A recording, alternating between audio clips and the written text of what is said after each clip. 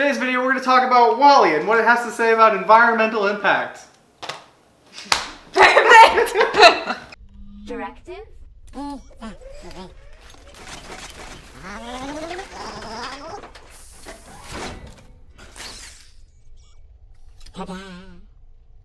Angelica Pasquale is an environmental activist, a photographer. She is a National Geographic Woman of Impact, and she's collaborated with environmental activists all over the world. And my second book, which I published like 2 years ago, she took the cover art for. So this is Angelica, and we are going to discuss WALL-E. So what is WALL-E? WALL-E is a movie about how the world becomes so overwhelmed with trash that humans live in space, and this little robot finds a plant and basically brings humanity back into Earth to sustain life again. Yeah, so that's WALL-E. And finds love. And maybe finds love. This is my painting of Eve that I did when I was 4 years old. No, I did it last week. I'm not good at painting. Anyways, what did you think about WALL-E? I liked WALL-E because I thought I knew the movie already since I've seen it a few times, but watching it back again after having a long gap of not watching it, you pick up on a lot of more cinematic details, a lot of messaging throughout the movie, and a lot of like little just like jokes and things like that that you didn't pick up the first time. Yeah, I definitely felt like that. Like, I saw it when it first came out when it came out in 2009. I was 11. So, like, seeing it through 21-year-old's eyes, it definitely is very different. There's a lot of, like, adult themes that, like, I mean, as a kid, I didn't know, like, what a bra was, and he puts a little bra over his eyes. And now it's funny. Like Jake pointed out, it makes you feel bad about yourself because you see all these, like, grotesque fat people that are just sitting and doing everything that's, like, the easiest way possible. And it just made me want to go to the gym.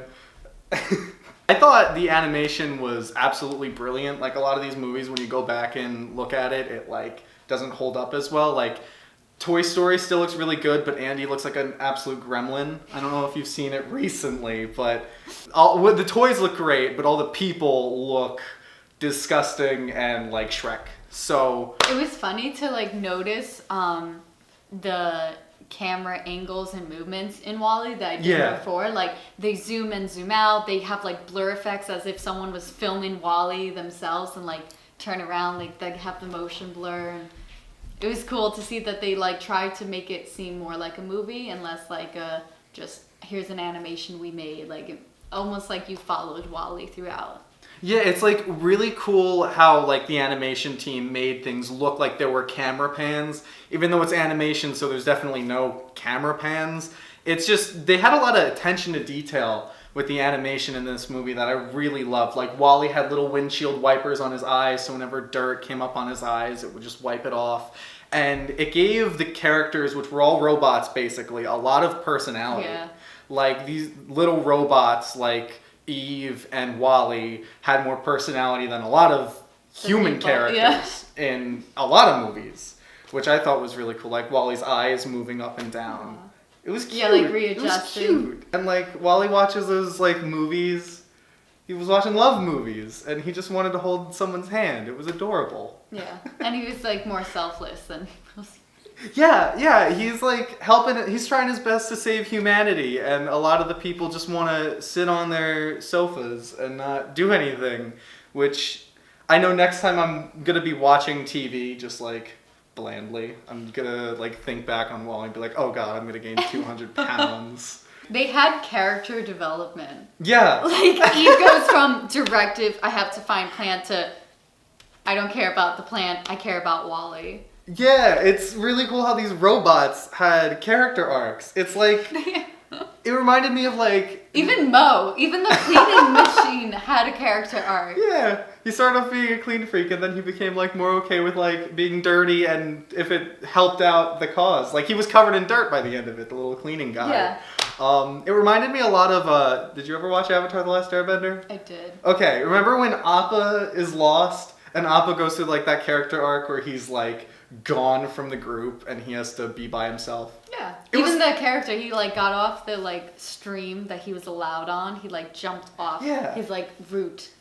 This movie's filled with cool little moments where you wouldn't expect robots to have as much personality as they do.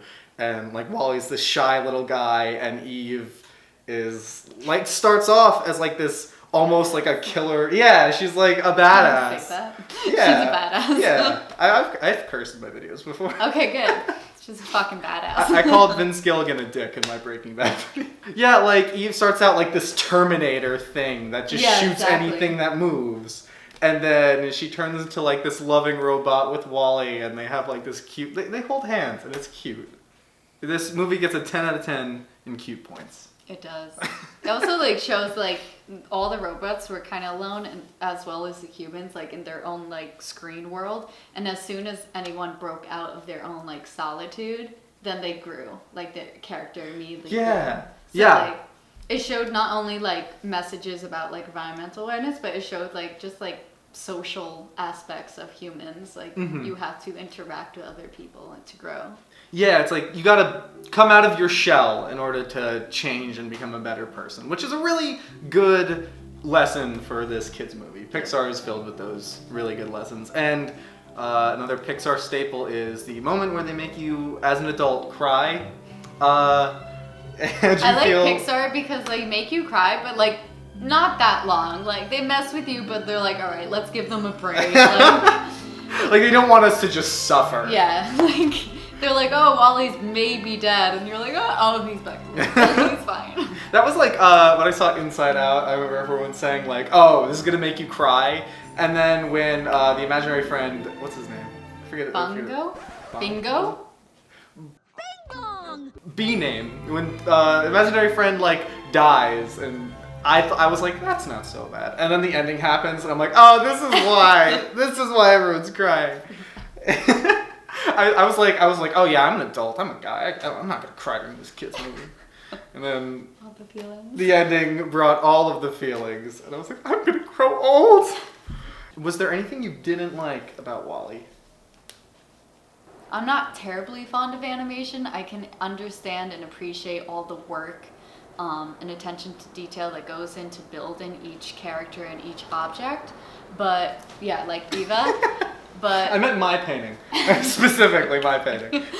But I do like movies, how like traditional movies, like they had to work with, like you work with real scenes, you work with real people, like there's things that are out of your control to some degree. Like I like animation, but it's all very controlled. Okay. I feel like it's less like sporadic as... Yeah. Okay. I don't know why. But I do appreciate animation. Okay. All the work that goes into it. Cartoons are for babies. Angelica Pasquale. The movie was really great. I'm trying to find anything that I didn't like to say, but it was really great. I loved a lot of it. The direction was really good. There was like some impracticalities like that. Like Wall-E went through a lot of stuff in that movie. Like he should have been dead like 10 times. Like and they were like, oh, we'll just put the parts together and stuff like that. Like in the end, like we're all happy he comes back to life, but he does have a completely new memory board. He has a completely new memory board. So like the fact that like Eva holds his hand and like it all comes back to him is like not practical. It was cute. But it was cute, so like it's fine. I was like need to remind myself like it's a cartoon. Stop nitpicking everything. But Jake did point out something really funny. Like they go into like space, like in the ship, really far away from Earth, and they really didn't need to do that.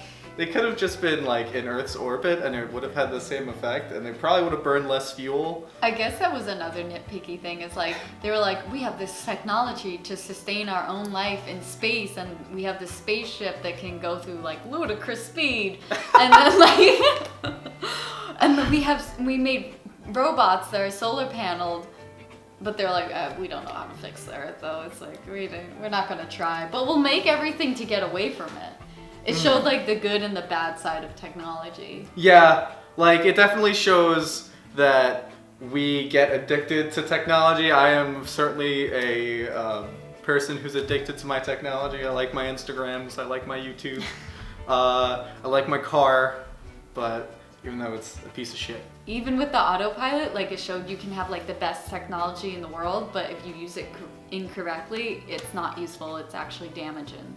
Yeah, like overuse of technology is definitely a theme in this. Like put down the screen and then have a conversation with someone. Like you see those two people, they don't really have names, but like their screens turn off and they just start talking to each other and bonding, and that was really cute. Like again, 10 out of 10 cute points. Pixar, you're good at making things cute. Maybe like an extra star for you. 10 out. I'm gonna go into WALL-E questions. Okay. So first one, what environmental lessons do you think the world should take from WALL-E?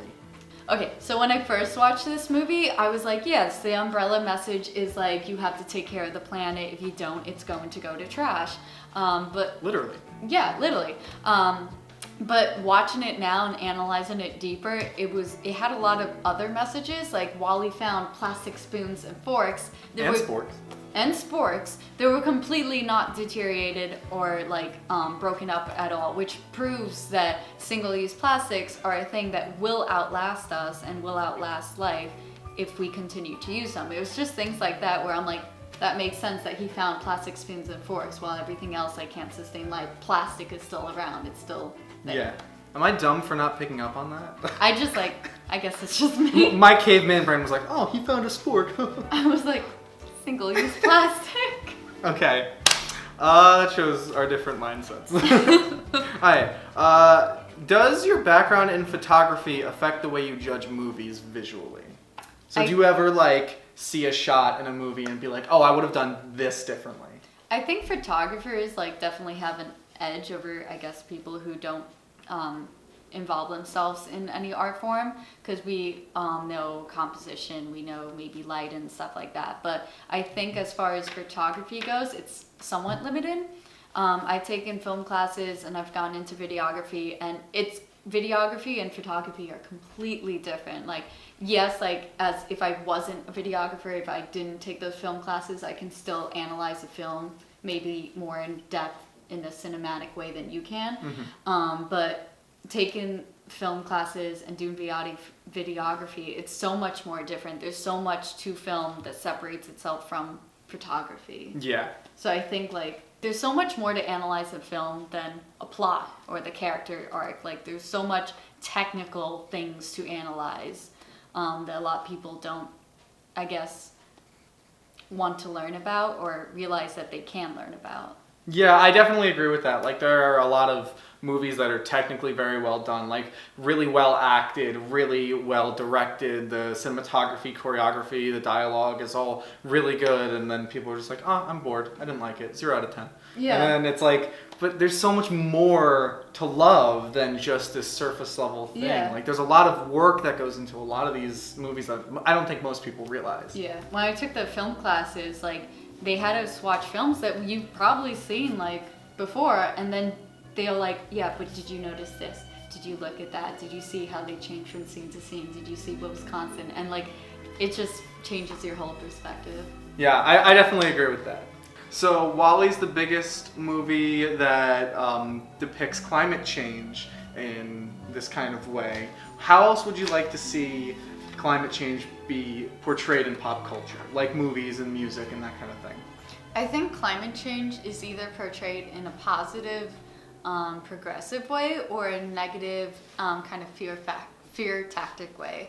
And fear tactic works, but it's not great for long-term progress. So I think I want to see a lot more positive and progressive messages in the mainstream. It's not like, oh my god, the earth is dying, you should be afraid. It's like, you have the power to change this, and it can be for your benefit in so many ways. So like, you're like a spoonful of sugar helps the medicine go down, rather than we're all gonna die by 5 p.m. if we don't drive electric cars. Fear tactics only work like short term. Like, you get afraid, but like then you're like, it's fine. Like, being positive and progressive makes you want to keep doing that because it makes you feel good. Like, being sustainable, having a sustainable lifestyle and being eco-friendly, like, you feel good about yourself. Anyways, our rating for WALL-E, I'm gonna give WALL-E an A. Yeah, an A, not like A+, but like A. Yeah, I say Inside Out is an A+. Did we get the what's your favorite Pixar movie question? No, we didn't. What's your favorite Pixar movie? That's a toughie. I think, that's so hard. I think my favorite one to date is Incredibles 2, because it was incredible. I loved it. Because Helen was my favorite in the first one, and then Incredibles 2, it was like she's the main character, which I love. My favorite is Inside Out because it made me cry adult man tears. So we're going to get into some questions about activism. The first question is, what is one major misconception about climate change that you would like to clear up? The biggest misconception about climate change is when I hear people say, this isn't going to affect me, or I'll be dead by the time it affects me. It's been affecting you, it's currently affecting you, and it's going to affect you. And if you care and love about anyone, you should care about the environment because it's affecting them as well. You can't say, oh, I don't care, but I hope my children are happy or something like that, or I hope my friend or my better half is happy, because they're not. They're being affected in the same negative ways that you are being affected. It only just so happens that now we've reached a point where these issues and the topic has not become taboo, but actually respected and a serious issue that we all have to address. We went from being tree huggers to like, oh, you care about plants, that's cute, to, wow, you're trying to make sure we all live. We went from tree huggers to happy plant moms. Yes, like positive, respected people. Crazy. All right, so final question is a would you rather question. Would you rather have a huge impact on the environment, but nobody knows who you are, or be a world famous photographer, but have no impact on the environment at all? Definitely have a bigger impact and like have no one know my name. People always say like, whenever I do a project or I work on a campaign and it doesn't have the response I want it to have, people are always like, you should be proud of the art you made regardless on the outcome of it. But my art is solely to educate and influence and impact others in a positive way. So if it's not doing that, I feel like it hasn't met its goal, or it hasn't done its job to some degree. So having an impact through my art is really like all I ever want from it. If it wasn't impacting people, or if I didn't have the hopes that it would impact people, I wouldn't do art. Art was meant to impact people. Art is a visual way to communicate concepts, ideas, messages, information. So it's media. Art is just different forms of media. So just as you read your newspaper in the morning for information or watch TV, photography is the same concept, just in a different form. So if it's not serving its purpose to that degree, I don't feel like it's worth doing. So yes, I would like to have more impact and not be known, but see my impact in action. Well, it's very noble.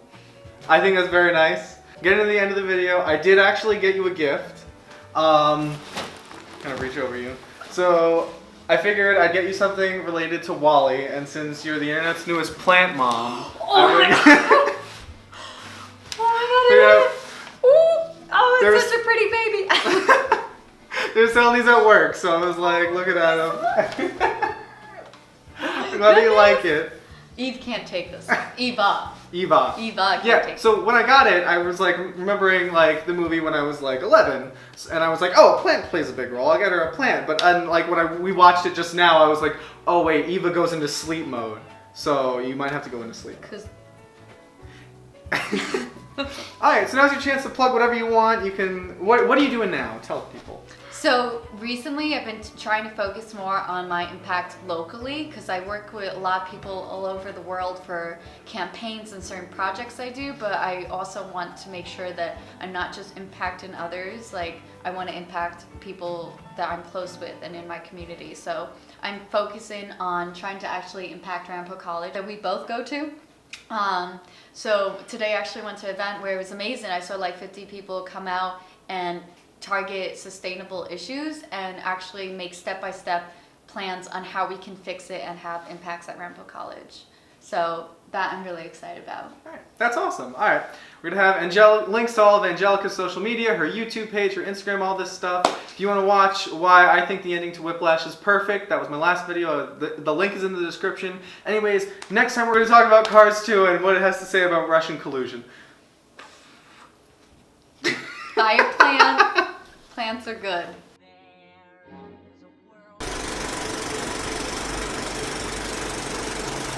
I don't know why I'm saying this. I'm cutting this out. But Gone out. In the I think not out of. I need. Singing. I should just. No, don't stop talking. Should we go both to the yeah. Word vomiting. Okay. And I just went to you know what? Fuck it. I'm not a terrible. 8 minutes. Oh, thank you, Jacob. So attentive. Anyways, question number 3. How else would you like to see the... So, WALL-E is probably the biggest example of a movie portraying climate change and its potential effects. How else would you like to see climate change be portrayed in... Oh my fucking... I will get this question out without stuttering. So, WALL-E is definitely probably the biggest fictional movie that deals with the topic of climate change. What else would you like to see? Oh my fucking... What was I Word saying? bomb. I like your Crocs. Don't put that in there. They can't see. How much time, Jake? 17 seconds. Fuck, do an intro, quick. Oh shit! 10 seconds. Today's video we're going to talk about WALL-E and what it has to say about environmental impact. Perfect! 5 seconds. Dear God.